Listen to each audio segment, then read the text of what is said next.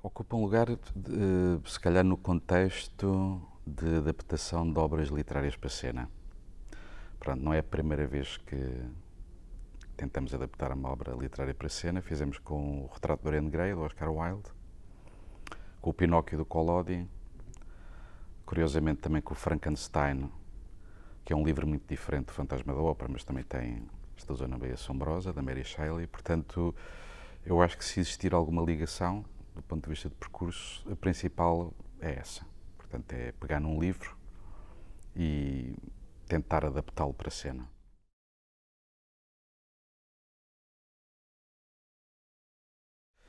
O Gaston Leroux é um autor praticamente desconhecido, acho eu, não é? Pronto, e o livro também, que é muito curioso, porque sofre do fenómeno que, por exemplo, o Pinóquio também sofre, ou seja, pouca gente se calhar leu o livro do Pinóquio, do Collodi. Porventura até do Frankenstein, já que falei do Frankenstein também, não é? Porque são livros que provocaram uma série de adaptações cinematográficas, pronto. Mas no Gaston Leroux é um caso que eu acho que é único, porque o Lloyd Webber parece que reiniciou o mito com o musical.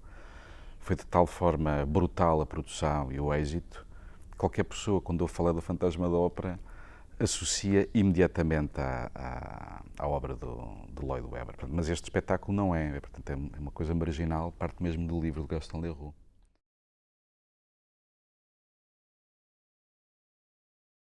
O romance do Gaston Leroux tem qualidades literárias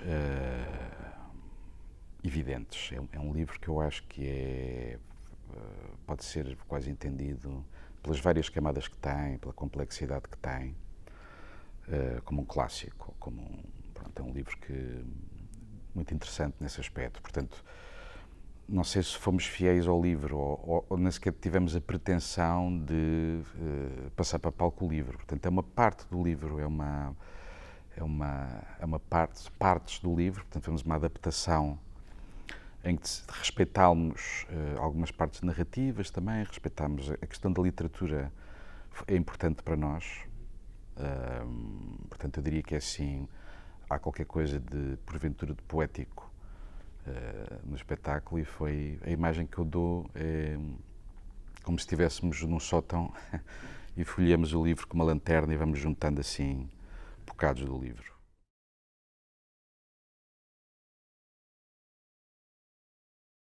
Olha, eu acho que desde logo, pronto, o personagem que dá o nome ao livro, não é? O Fantasma da Ópera, que é o Eric, que é um homem.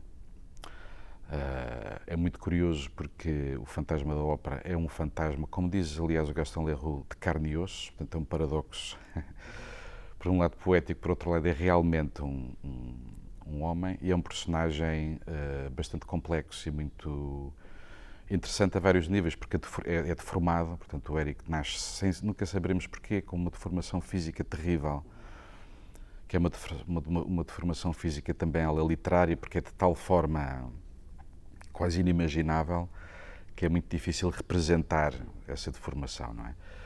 E eu acho que um dos temas do livro, porque há vários, não é? Nós tentámos explorar no espetáculo alguns, é uma deformação que eu acho que é a deformação também do próprio gênio, porque o Eric é um gênio absoluto, não é?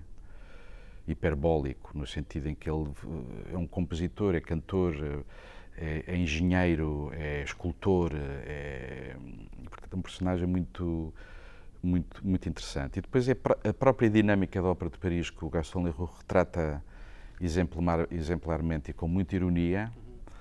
É uma espécie de fresco, ao mesmo tempo, do teatro, na dimensão não só no palco, como nos bastidores, e todas as relações, ao mesmo tempo, sociais, diferentes estratos sociais, as bailarinas, os diretores do teatro, etc. Que é muito curioso porque, por um lado, percebe-se no próprio livro e, porventura, também no espetáculo, que diz respeito a uma determinada época, mas, ao mesmo tempo, há temas e há subtemas que eu acho que são transversais a qualquer época e, portanto, acho que é muito atual ao mesmo tempo.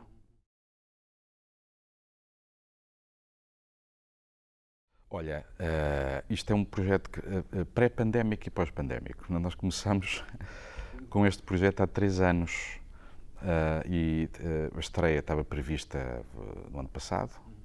Quando eu digo 3 anos é a adaptação, a equipa, etc, etc.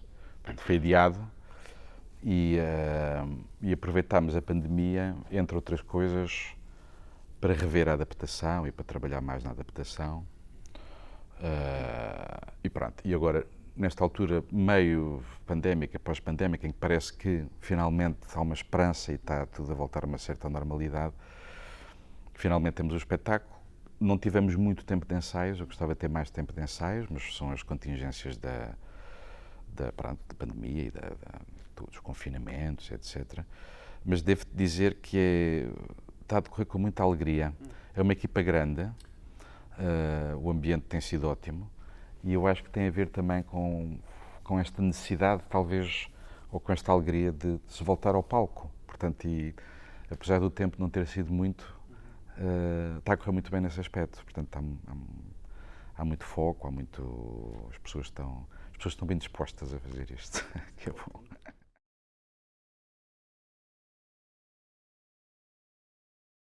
Olha, a maior produção de sempre dos primeiros sintomas, à escala dos primeiros sintomas, porque somos uma estrutura pequena, não é? Portanto, uma estrutura.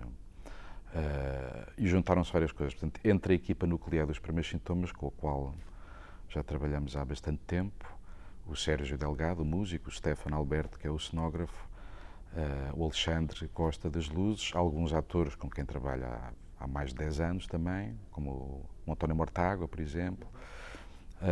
Juntaram-se novos atores. É a primeira vez que estou a trabalhar com o Nuno Nunes, que vai fazer de Henrique, de Fantasma da Ópera.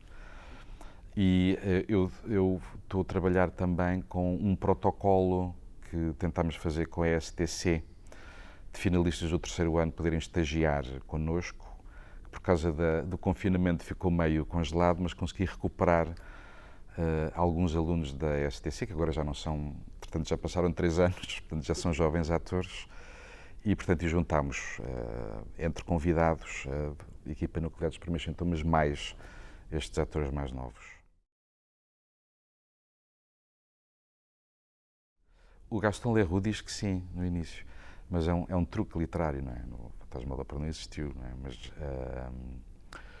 do ponto de vista metafórico, não é? O Fantasma da Ópera pode existir, porque o Fantasma da Ópera pode representar também, dar-se um corpo à superstição, que é um fenómeno muito comum no teatro também, não é? Ou a questão do gênio ser também, ou poder ser esta ideia de gênio de alguém, ou de um poeta, ou podemos pensar que pode ser também uma figura prescrita, uma figura que não se integra, uma figura... Nessa dimensão, sim, metafórica. Agora, o Fantasma da Ópera mesmo não existiu, não.